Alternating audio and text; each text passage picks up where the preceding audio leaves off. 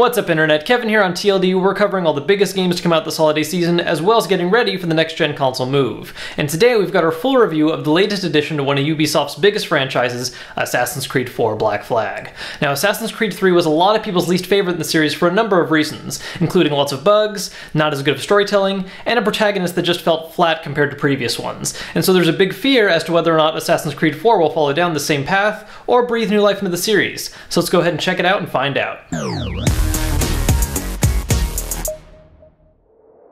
So, Assassin's Creed 4, technically 6, what makes it so different from the games before it? Well, at a first glance, not a whole lot to be honest. Core mechanics are the same, combat's the same, some of the specialty weapons you make use of are the same, and for the most part when you're on land, you're basically playing a tropical version of Assassin's Creed 3 without all the bugs. So what's different? Well, there's a few important things. The game's change in style, tone, and pacing, and most noticeably, the ship. Now, while Assassin's Creed 3 added naval missions, which in my opinion were one of the better things it added to the series, Black Flag has taken the concept and expanded on it a lot more, making it a focal point in gameplay. You get your own ship, which has a lot of costly upgrades that you will invest in, partly because it's satisfying to raid enemy ships with ease, and partly because you don't want the game's later levels to destroy you. And you have some cosmetic options as well, like buying different sails or monuments to put on the front bow. You will be spending a lot of time on this thing, and most of your money will go towards making it the most destructive force you can, with much of the gameplay having you use the ship as a way to travel and explore different locations, and also as your main means to make money,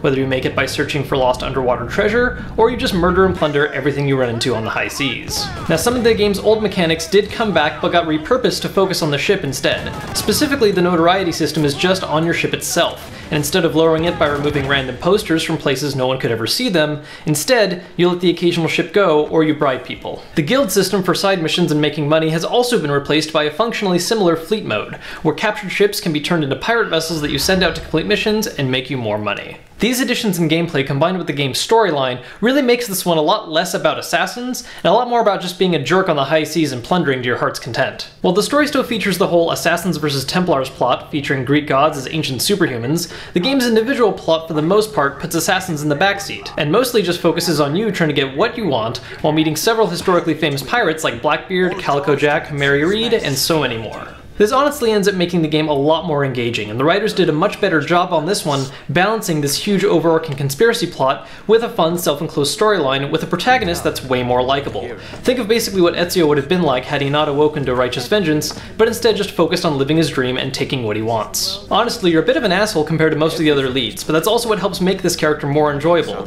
not to mention the room it makes for character development. Now, another big change they made that really makes this game a lot more addictive is its change in pacing.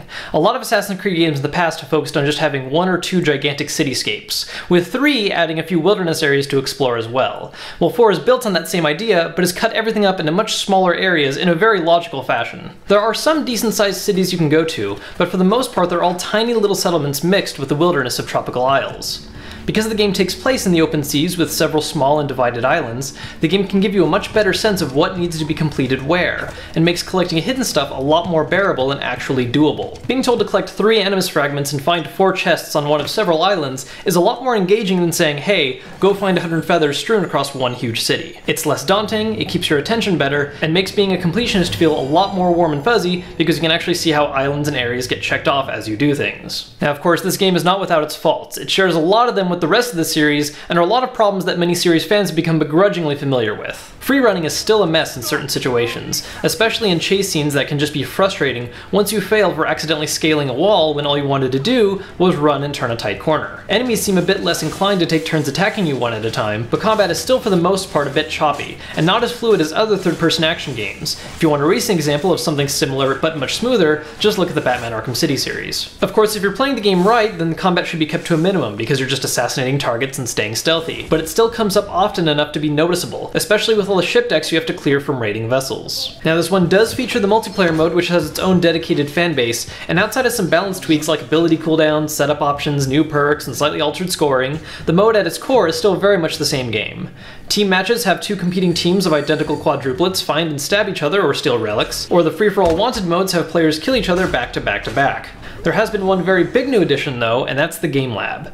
Game Lab is a match creation mode that lets you customize game modes basically in just about every way possible outside of letting you actually add new things, including being able to adjust what counts for scores, what loadouts people are allowed to use, time limits, lots of stuff. Now, playing in these matches doesn't allow for the same kind of rewards, so people can't rig easy level ups and achievements, but once you've leveled up and just want fun matches to screw around in, it's great. Though definitely one of those things that's made much more fun by playing with actual close friends, as opposed to just random matchups. So in a series that's now spanning 6 games, almost all of which were released back to back, where does Black Flag fall amongst the rest of them? Well, in my opinion, this one actually ranks pretty highly. 2 and Brotherhood are still the peak as far as I'm concerned, but this one gets a lot closer to touching them than Revelations or 3 did. While its land-based missions don't really do a whole lot to revolutionize the game's core dynamic, the addition of the pirate ship and all the different pirate-themed missions and storyline makes this one a lot more enjoyable. If you're a fan of Assassin's Creed, you'll enjoy this game. If you're a fan of Assassin's Creed and you like pirates, then you'll love it. Well, that was our review of Assassin's Creed 4 Black Flag. If you like what you saw, check out the link in the description to grab a copy for yourself. And while you're down there, if you enjoyed this video, please make sure to hit that like button to let us know. And if you're not a subscriber yet, now is the best time to become one because they have a lot of content coming up very soon,